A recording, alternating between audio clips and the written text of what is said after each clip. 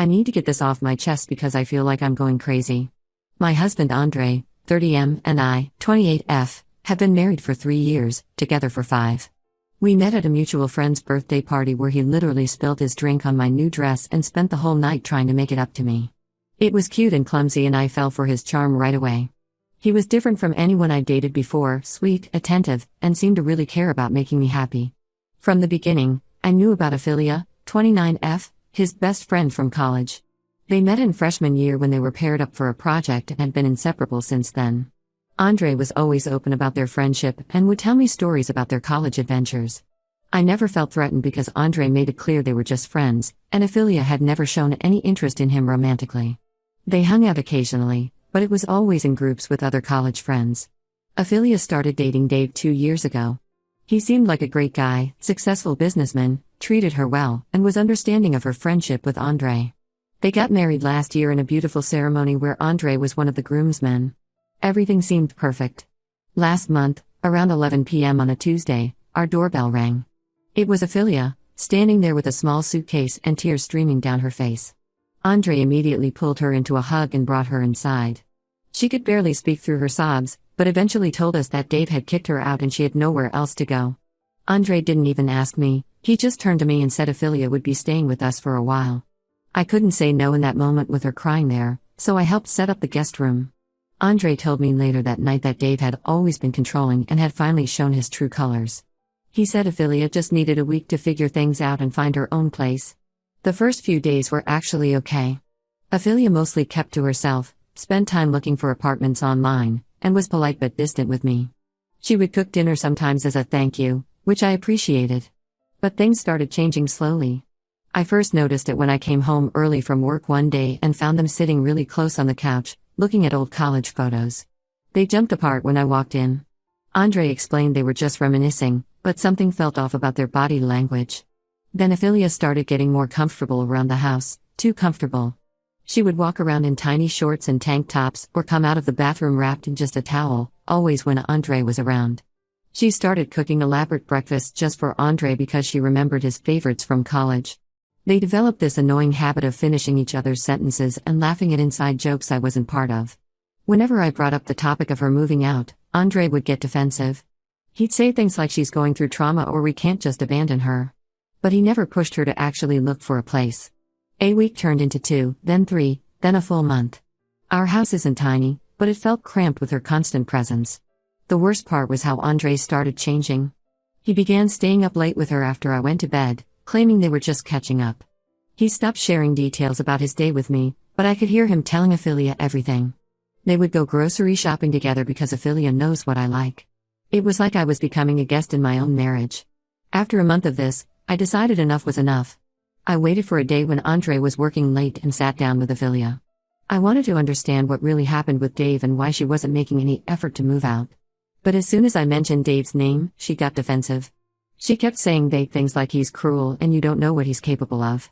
When I asked if she was planning to file for divorce or try to work things out, she snapped at me and said it wasn't my business.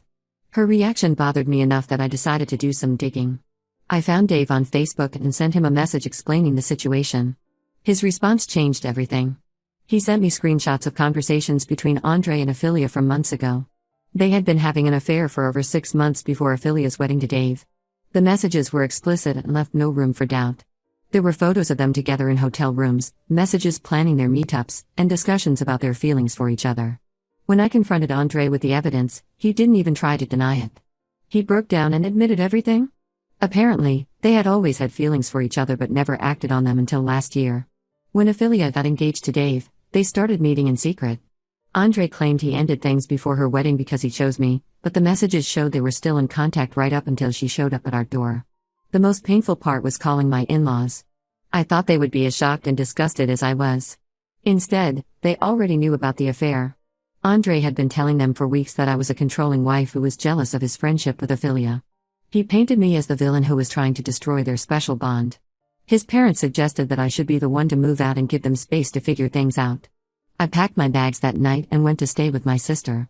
I couldn't believe how quickly my entire life had fallen apart. The man I thought I knew, the marriage I thought was solid, it was all built on lies. I contacted a divorce lawyer first thing the next morning. The worst part is that I keep thinking about all the signs I ignored. The late night texts he would hide from me, the times he would go out for work drinks but come home smelling like her perfume, the way they would look at each other when they thought I wasn't watching. I feel like such an idiot for letting her into our home, for trying to be the understanding wife. Never again. Update 1: A lot has happened since my last post, and honestly, things have gotten so much worse than I imagined. After I left that night, Andre started bombarding me with calls and messages. He would switch between begging me to come back and accusing me of overreacting. The messages ranged from "I love you, please let me explain," to "you're throwing away our marriage over nothing." The worst part? Ophelia was still living in our house while he was sending these messages. My sister has been amazing through all of this. She let me stay in her guest room and has been helping me deal with everything. One night, after a particularly nasty message from Andre, she suggested we try to get into his email. She works in IT and said she could help me access it. I know it wasn't exactly legal, but at that point, I needed to know the full truth. What we found made me physically sick. There were hundreds of emails between Andre and Ophelia going back over a year. Their affair hadn't just been some brief mistake, it was a carefully planned deception. They had been seeing each other the entire time, even after Ophelia's wedding to Dave. The emails revealed their whole twisted plan. Ophelia had deliberately married Dave despite being with Andre. In her emails, she talked about how Dave's family money could set her up for life. She and Andre had planned everything. They would wait a few months after her wedding, then she would start telling people Dave was abusive. They knew everyone would sympathize with her and not question when she left him. Andre had even helped her create a list of things to say about Dave to make him sound controlling and cruel. The most devastating emails were the ones about me. They had literally strategized how to manipulate me into letting her stay. Andre gave her detailed instructions about how to act around me. He told her to seem distant at first, then gradually become more comfortable. He advised her on what sob stories would make me feel guilty about wanting her to leave. There were emails where they laughed about how I believed everything. They had even discussed their future plans. Once I was out of the picture, they would wait a respectable amount of time, then start dating publicly. Ophelia would play the victim who found comfort in her best friend after escaping an abusive marriage, and Andre would be the supportive friend who helped her heal. They had thought of everything. Reading those emails broke something in me. Every memory of the past month took on a new, darker meaning. All those times I caught them sitting close together, they were probably laughing at how naive I was. Every time Andre defended her staying with us, he was following their script. Even the way Ophelia would dress provocatively around him, it was all calculated to push my buttons while making me seem like the unreasonable one. I forwarded all the emails to myself and then sent them to my in-laws.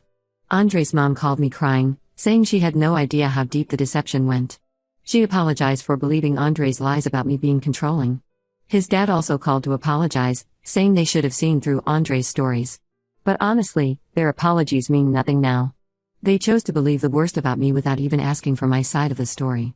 The emails also revealed something else. Ophelia had been taking money from Dave's accounts before she left. She had been slowly transferring small amounts to a secret account, building up a nest egg for herself. When I told my lawyer about this, she said this information could be useful not only for my divorce but also for Dave if he decides to press charges. Andre finally realized I had accessed his email when I confronted him with specific details from their conversations. He completely lost it. He started sending threatening messages about suing me for invasion of privacy. His last message said I would regret making an enemy of him. I've saved everything and given copies to my lawyer. Ophelia, meanwhile, has been posting on social media about being a survivor of domestic abuse and how grateful she is for having such supportive friends. Several mutual friends have taken her side, painting me as the bitter wife who couldn't handle my husband having a close female friend. It's infuriating to see her playing the victim when I have proof of her lies, but my lawyer advised me not to engage or share the emails publicly yet. I'm staying with my sister for now and trying to figure out my next steps. My lawyer says I have a strong case for divorce given the evidence of infidelity, but she warned me it could get messy. Andre has already hired an aggressive divorce attorney known for dragging things out. The hardest part is dealing with the loneliness. I lost not just my husband, but also several friends who believed his version of events. Some nights, I still catch myself reaching for my phone to text him about something funny that happened during my day, only to remember that the man I thought I was married to never really existed. He was just playing a role, and I was too trusting to see through it. At least now I know the truth. No more lies, no more manipulation, no more gaslighting. I'm done being the understanding wife who ignores red flags in the name of trust. Never again. Update 2: The divorce proceedings have started, and everything is just as ugly as I expected. Andre's lawyer is trying to paint me as an unstable, paranoid wife who invaded his privacy and abandoned our marriage without cause. They're arguing that accessing his emails was illegal and any evidence I found shouldn't be admissible in court. Andre is also claiming that I left him, so he shouldn't have to pay me anything in the settlement. But karma really does come back around. Last week, I received a message from Dave, Ophelia's husband. He had seen some of Ophelia's social media posts about being an abuse survivor and wanted to set the record straight.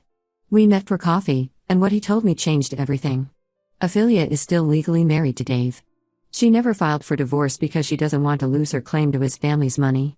Apparently, she's been lying to Andre about this the whole time. She kept telling him she was working with a lawyer and the paperwork was in process, but she hasn't taken any legal steps at all. Dave showed me proof that Ophelia has done this before. Andre wasn't her first affair, she had cheated on Dave with 2 other men in their first year of marriage. Each time, she would create drama about Dave being controlling or abusive, disappear for a few weeks, then come crawling back when she needed money. Dave had been gathering evidence for months, planning to divorce her, when she suddenly left and moved in with us. The most shocking part was finding out about Ophelia's financial situation. She had maxed out all their joint credit cards before leaving Dave. She had also been stealing from his business accounts, way more than what I had found in the emails. Dave's lawyers are building a case against her for financial fraud. When I got home from meeting Dave, I had multiple missed calls from Andre. Someone had seen me with Dave and told him. He showed up at my sister's house that night, completely unhinged. He was screaming about how I was conspiring with Dave to ruin Ophelia's life, how I was just jealous because Ophelia was everything I could never be. My sister had to call the police to get him to leave. We filed for a restraining order the next day. The next twist came when Dave's lawyer contacted mine. They offered to share all their evidence about Ophelia's past affairs and financial fraud for my divorce case. In return, they wanted my copies of the emails between Andre and Ophelia. It turns out those emails proved that Ophelia was mentally competent and deliberately planning to defraud Dave, which destroys her claims about being a domestic abuse victim. Andre must have found out about this deal because he sent his mother to talk to me. She tried to guilt-trip me about destroying Ophelia's life and ruining any chance of Andre having a future career. He's a financial advisor, and fraud allegations could cost him his license. She begged me to settle quietly and let them move on with their lives. I told her she should have thought about consequences when she supported their lies about me. The truth about Ophelia's other affairs hit Andre hard. He finally saw her for who she really was, a con artist who had played him just like she played everyone else. He tried to kick her out of our house, but she refused to leave. Now they're stuck living together because neither one has anywhere else to go. According to mutual friends, they fight constantly and blame each other for ruining their lives. My lawyer says we have an incredibly strong case now. Between the emails proving their affair and conspiracy, the evidence from Dave about Ophelia's pattern of fraud, and Andre's violent outburst at my sister's house, she thinks we can get a very favorable settlement. The whole situation is a mess, but I finally feel like I'm on solid ground. Some days I still can't believe how thoroughly Andre and Ophelia deceived everyone. They threw away their marriages, their reputations, and probably their careers, all for a relationship built on lies. And the worst part is, they're still lying, just to different people now. Dave and I have become unexpected allies in this chaos. We're both dealing with the aftermath of loving people who never really existed, just masks they wore to get what they wanted. At least now we can see them for who they really are. Update 3: The divorce is finally settled, and I can hardly believe everything that's happened since my last update. With the combined evidence from Dave and the emails we found, my lawyer was able to negotiate a settlement heavily in my favor. I got the house, half of our savings, and Andre had to pay my legal fees. The most satisfying part was watching Ophelia's perfect victim narrative completely fall apart. When Dave's lawyers presented evidence of her financial fraud, she tried to claim she had been forced to take the money because she was afraid of him. Then they showed the emails where she bragged to Andre about stealing from Dave's accounts and planning their future together. Her own words destroyed any credibility she had left. Ophelia finally showed her true colors when she realized Andre wasn't as wealthy as she thought. During the divorce proceedings, our financial statements became public record. Turns out, Andre had been lying to her about his savings and investments to impress her. When she found out he was actually in debt from spending money on their affair, she completely turned on him. Last week, Ophelia moved out of our house and tried to go back to Dave, claiming she had made a horrible mistake and wanted to work on their marriage. Dave just laughed and had his lawyer serve her with divorce papers. Now she's living in a cheap apartment and working as a waitress, quite a change from the luxury lifestyle she was used to with Dave. Andre isn't doing much better. He lost his job when his firm found out about the fraud allegations. Apparently, some of their meetups during work hours violated company policy, and he had used his work computer to plan their affair. He's living with his parents and working at his dad's hardware store. He still tries to contact me through mutual friends, sending messages about how he misses me and made the biggest mistake of his life. I sold the house, couldn't stand living there with all those memories. I used the money to buy a small condo in a different city where I got a great job offer. Some of our old friends tried to convince me to give Andre another chance. They said people make mistakes and deserve forgiveness. One even suggested that this whole experience might have made him a better person. I blocked every single one of them. The only good thing that came out of this mess is my friendship with Dave. We meet for coffee sometimes and laugh about how blind we both were. He's doing well, his business is thriving now that Affiliate isn't secretly draining the accounts, and he started dating someone new who seems genuinely nice. My in-laws still try to reach out occasionally. They want to maintain a relationship because I was like a daughter to them.